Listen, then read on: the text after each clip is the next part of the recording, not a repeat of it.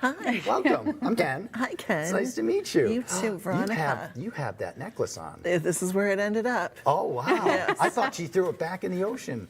Well, she did, but then it ended up here. Okay, in this got little it. life. All right, let me rewind and set our guest up out here a little bit. April 14th, 1912, the Titanic struck an iceberg that resulted in its sinking. And author Veronica Hinke is going to take us on a culinary journey, recreating the dining experience on board the opulent ocean liner. Yeah, she's the writer of Titanic, the official cookbook, and it explores what the passengers would have had, like those in first class, second class, third class, on this famous voyage that they were going on. Veronica, it's so great to have you here. Again, you look incredible.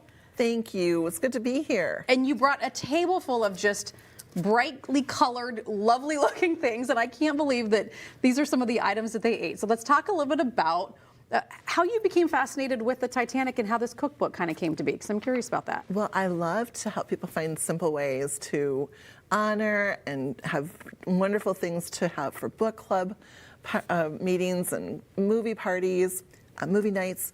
And one of the simplest things is the peaches and chartreuse jelly, which is what they had as the dessert in first class aboard the Titanic. And I covered food for many years for different papers in the Chicago area. And when the 100th anniversary of the Titanic was coming, I wanted to have a really special story. So I started studying more about the menus.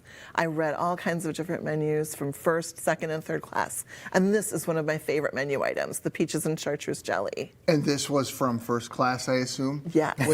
When you told me the price of this particular liqueur that's one of the main ingredients? Yes, it's. They weren't having this in third class? Well, they weren't. They had gruel in third class. Can you believe that?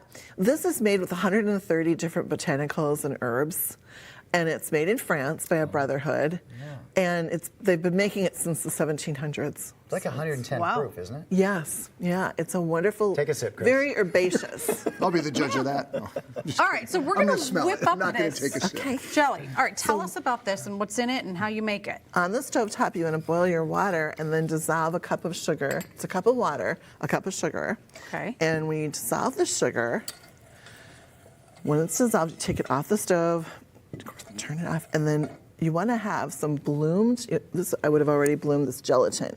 Just a little water over the gelatin packet. It just takes a minute to, I'll stir that up a little bit. And you like the granule gelatin versus like the little sheet?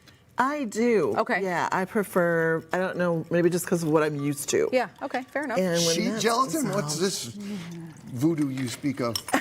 What is sheet jelly? I don't know. I've never heard of that. Is that a thing? And then a cup of chartreuse, Apparently. the liqueur, you pour that in. Now, isn't that pretty? Yeah. It's off the stove top now.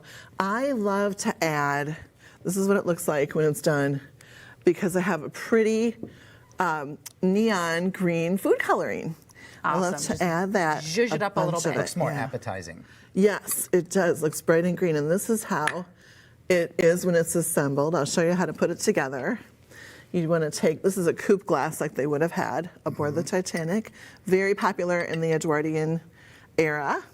And you can use halves or quarters like I've got here.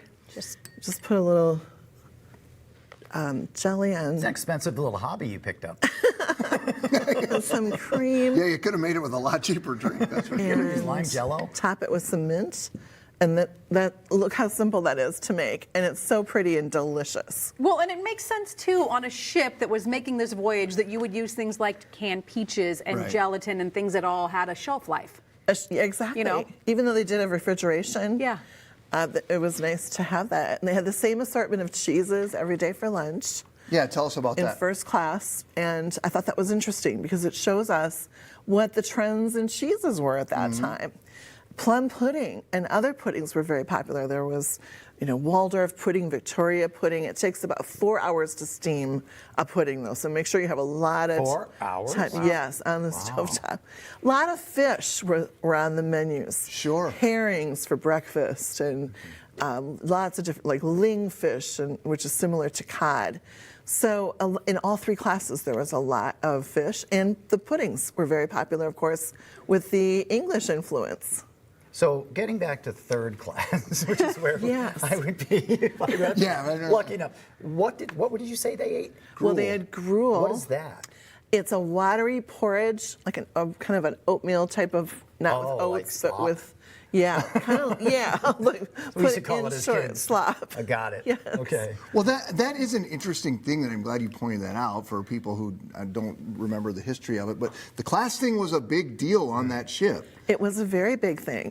In third class, they had one menu for the full day. In second and first class, they had a menu for each meal. And the really big difference is that, like working class of the time with all different people Yeah. in the working classes, they ate their main meal of the day at midday. So Okay. they'd have beef and all those wonderful foods in the middle of the day. Then they'd have a high tea, and a supper to hold them over would be cheese and biscuits for supper to hold That's them it? over. Yeah, So would pretty they- much. I'd have to take a nap if I had a big lunch like that. Yeah, But they could back then. they And the could. TVs to watch. Traveling, yes. Veronica, did you find it hard to research the recipes? Was it easy to find that information? Well, there was a lot open to interpretation, and one thing I found is that there are a lot of different recipes for, like, chicken a la Stanley was on one menu. I still haven't figured out how it would have been prepared aboard the Titanic.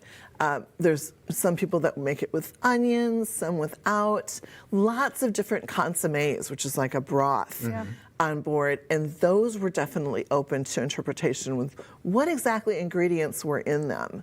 And of course, the same thing with the puddings. So I looked at different menus from other restaurants of the time. Delmonico's was open around that time in New York City, and that's still open. So I went to look through their records to see what, how they prepared things. I think the last survivor of Titanic just died last week. It's been a while. I think I read that. I don't know the exact number of years, Ken, but it's been a few years. Oh, and I since the should last know one? that, yeah. Was- Very Reading old interesting. news. What? Was there oh, I guess we're out of time. Veronica, I'm sorry.